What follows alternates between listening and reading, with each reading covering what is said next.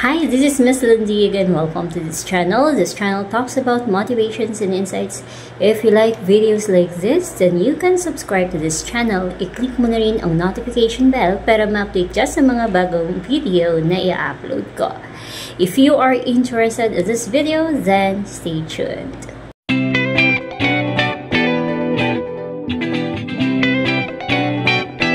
I am going to talk about the advantages of being silent. Number 1, silence is power.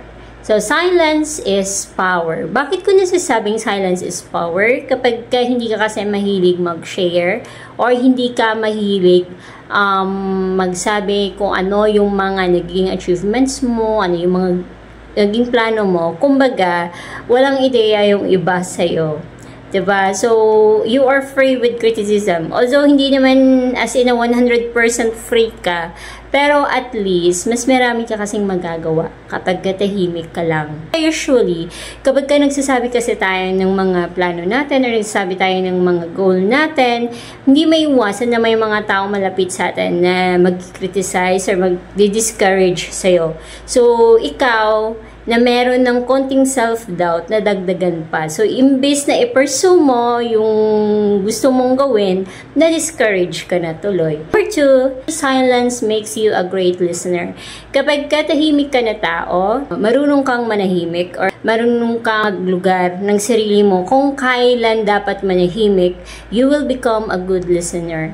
Kasi, di ba, mas maganda na marunong kang makinig kaysa ikaw yung laging nagsasalita. Mas maganda na marunong kang makinig sa ibang tao kasi marami kang matutunan. Number 3 is silence helps you to become intimidating. Napapansin nyo ba na kadalasan sa mga taong intimidating is yung mga taong tahimik? Kasi mahirap sila basahin. Kasi nga tahimik sila eh.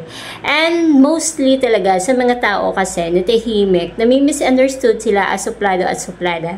Stricto at stricto. Although totoo naman din, no, usually talaga sa mga tahimik is stricto at stricta. Pero they have a good heart. Believe me. 4, if you are a silent person,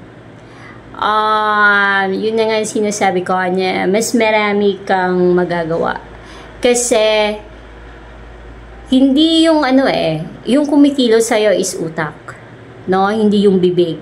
Kung kaya, job-oriented talaga ang mga tahimik na tao. Number 5, silence helps you to think deeper. Kapag ang isang tahimik na tao ay makakasama mo, usually sila talaga yung mga taong maraming alam, or sila yung mga tao agad-agad nakakapansin ng mga nangyayari sa paligid. Yung mga small detail, the smallest detail, no, sa paligid nila, nalalaman nila. It's because silent people are great observants, no? They can think deeper and also they can observe things deeper. So, mas malalim sila mag-isip, mas malalim din sila mag-obserba. Kapag ka nakasama mo ang isang tahimik na tao, hindi mo mabibilog yung utak nila. Kahit anong gawin mo na pagmanipula sa isang tao, sa isang tahimik na tao, hindi mo sila mamanipula. Bakit? They are really brilliant. No, matatalino sila. Alam nila kung anong nangyayari. Kahit pa pagtakpan mo ang isang bagay.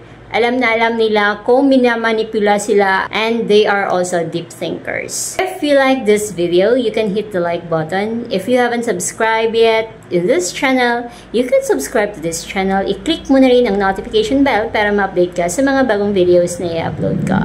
This is Miss Lindy again. Thank you for watching.